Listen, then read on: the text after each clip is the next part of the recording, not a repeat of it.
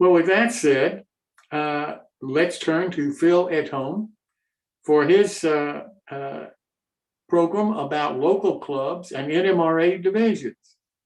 Phil, welcome. Thanks, Jim. We have a really exciting evening tonight, and I'm going to introduce a guest here in a moment. I'd like to introduce Jim Clevenger. Jim, I'm going to get you up here in a moment. Okay. There you are. Super. So Jim, I kind of have a set of kind of questions we ask. The point of what we do here is to try to, it's a way to try to exchange information about what, local NMRA divisions, clubs are doing in terms of helping modelers with mentoring, recruiting new modelers, et cetera. And the idea is to have a little bit of a forum for people to get ideas. So with that kind of in mind, tell us a little bit about, your role and your model railroading experiences.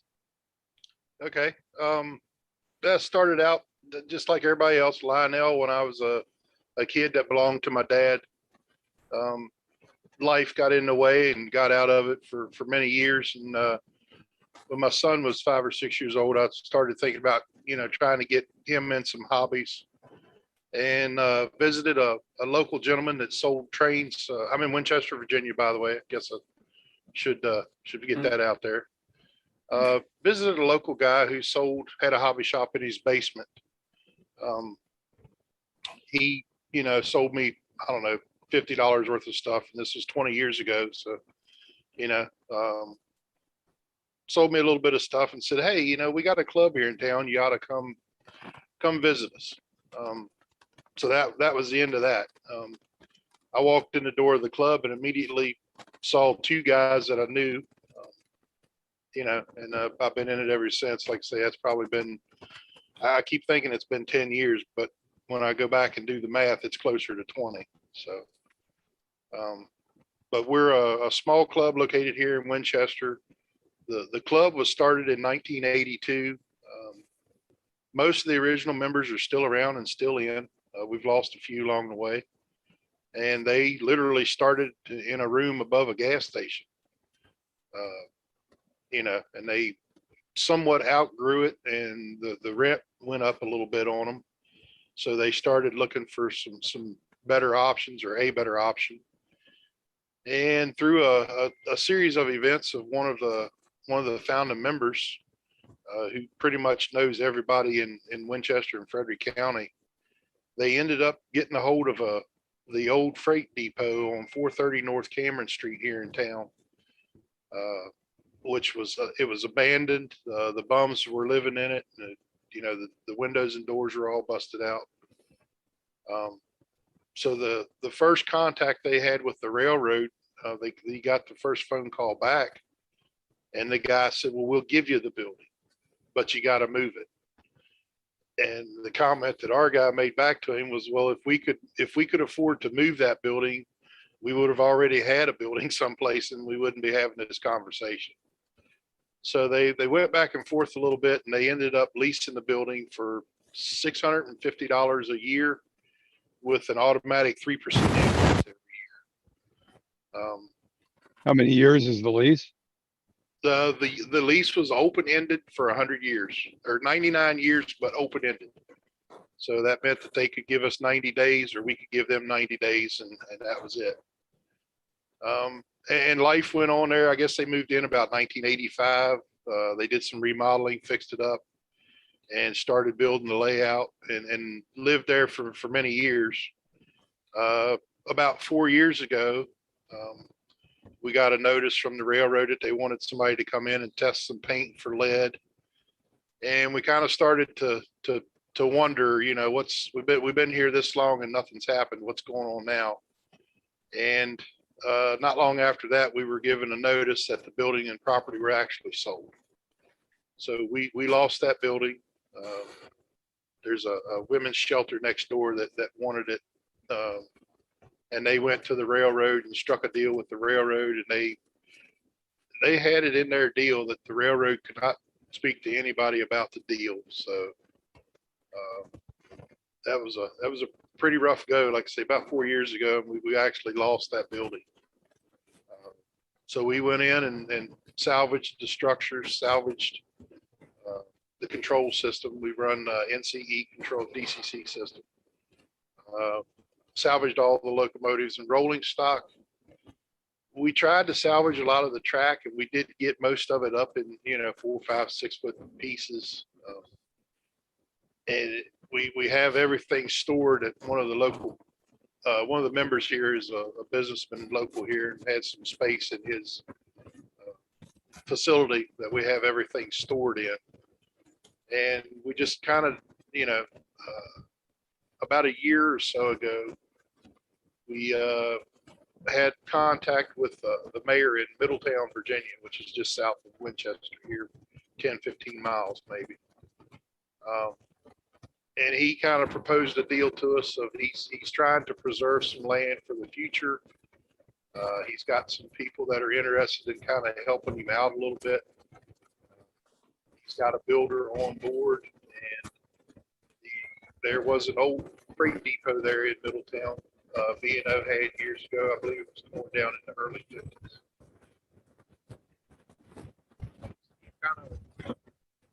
He wants to leave something behind and do something for the community.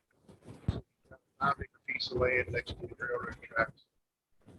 He's got a builder on board who has donated $100,000 towards helping us.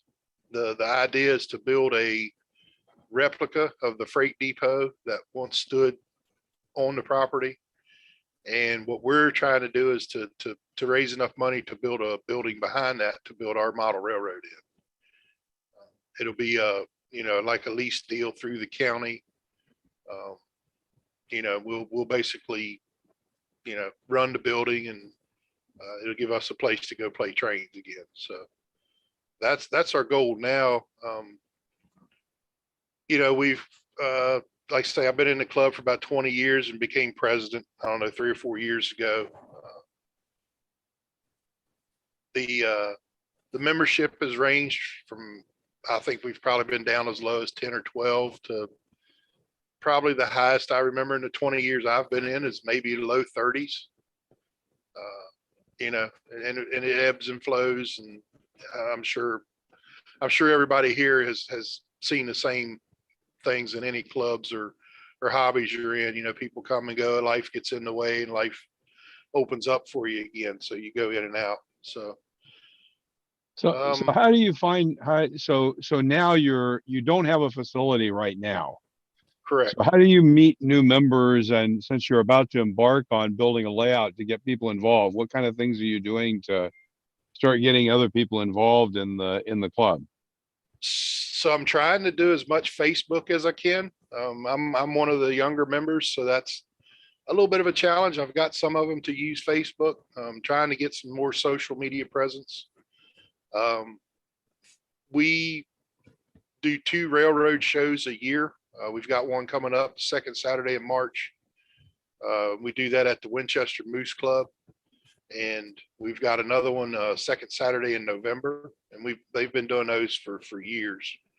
The locations have moved around town a little bit, but we've been here at the Moose Club now probably 5 years, I want to say, maybe 6. Through the whole COVID thing, we were lucky enough we missed one show. The March show, I guess in 2020. They shut the state down. Like, we had it on Saturday, and I think they shut the state down on Monday. I mean, we literally made it by one day. And then I guess the fall show of that year we missed, and then 2021, the spring show, we were back to back. The shows are a little smaller than they used to be. And trying to advertise and get that back up to where we want it. When we did have the layout building at 430 North Cameron Street, we would also, while we were having our show and sale at the Moose, or we used to be at a fire hall, we would also open the club up and have a few guys down there running trains and have an open house. Yep. We had a radio personality here in town that was very friendly to trains. A couple of us went over there a few times and did some radio publicity, just go do a meet and greet and talk to him about it a little bit. And some of you may know him. His name was Barry Lee, and he was at 92.5 WINC was the radio station. And years ago, he started. Christmas was coming around, and he wanted to help somebody out. So he said, "Hey, if everybody send me $1, we'll help these folks out." And he ended up, I don't know, I think the first year he got a couple $100 worth of checks, and he's actually taped them up around the wall in the top of the studio. And somebody said, "Man, you got a chain of checks going." Well, that started, I think, over the years that he did said my connection was lost. You guys still got me?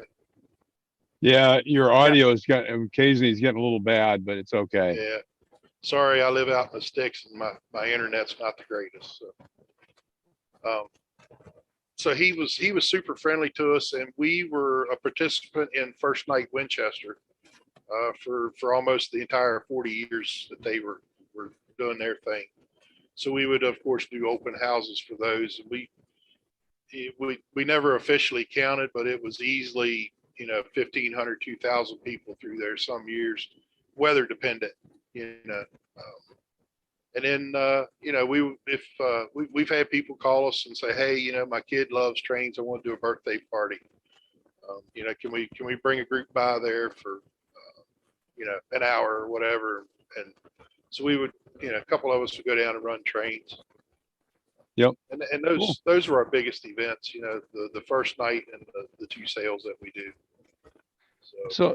So what kind of things do you do with your members now?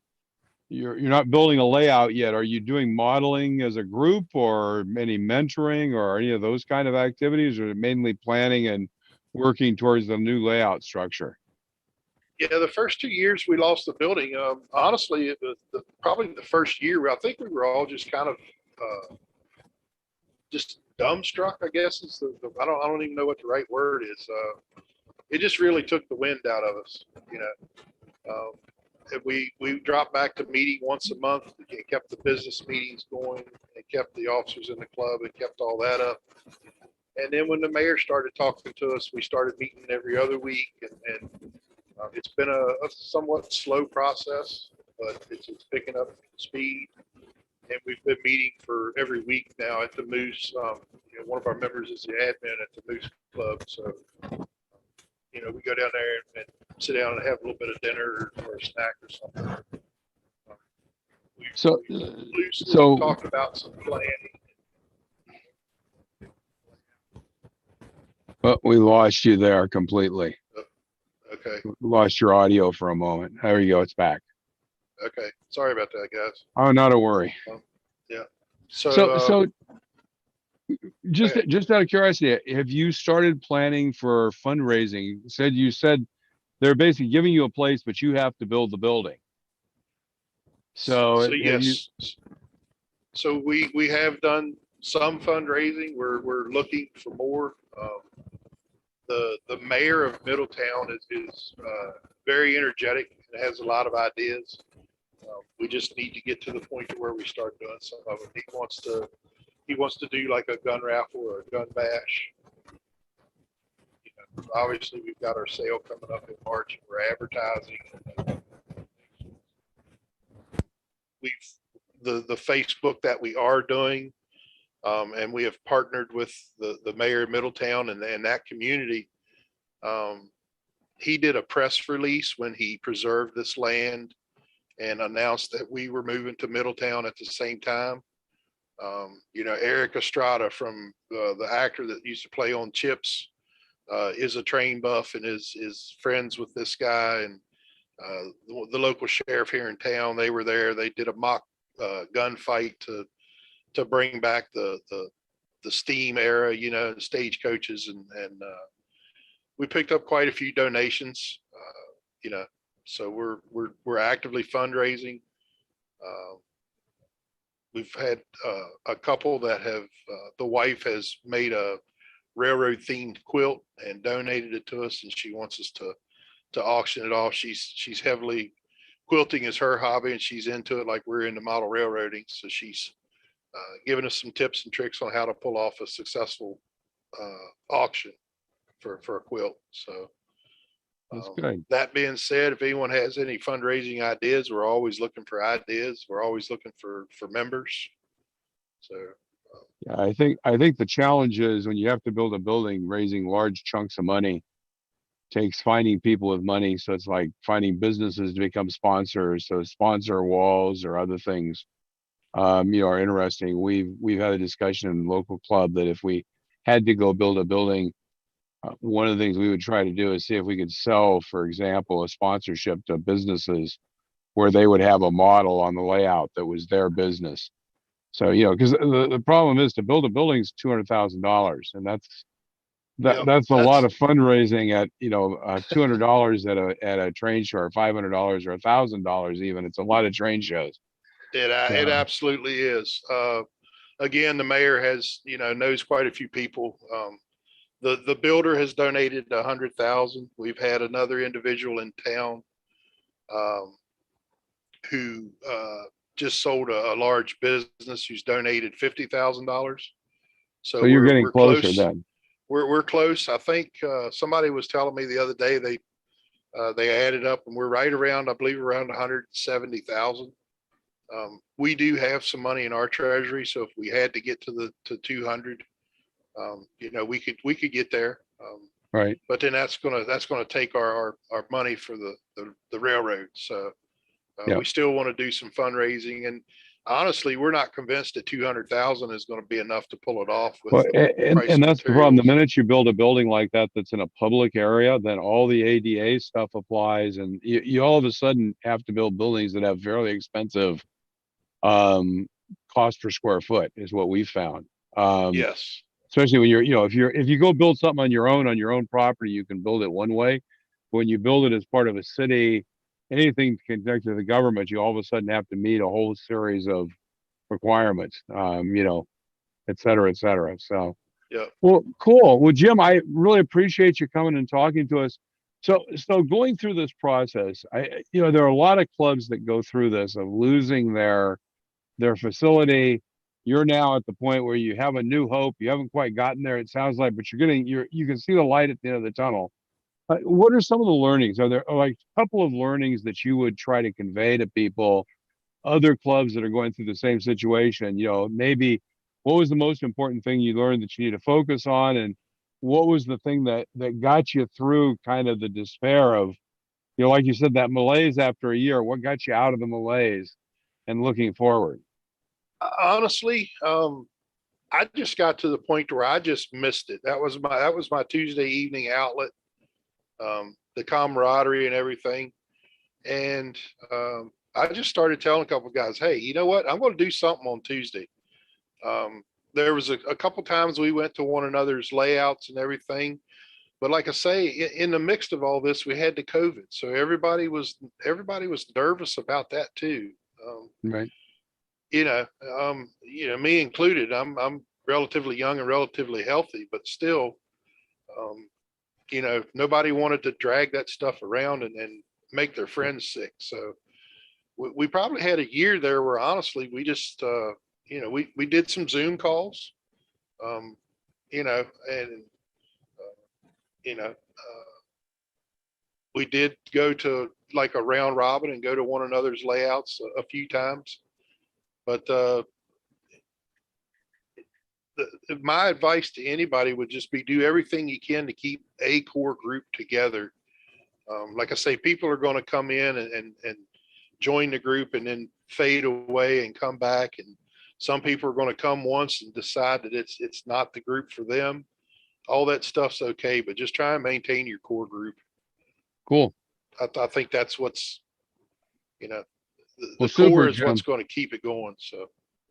Absolutely excellent. It's kind of a bit of a heartwarming story of success. We have heard of a lot of clubs that lose a facility and just kind of fade away. So it's great to see you're rising as a phoenix and well down the path to reestablishing yourself.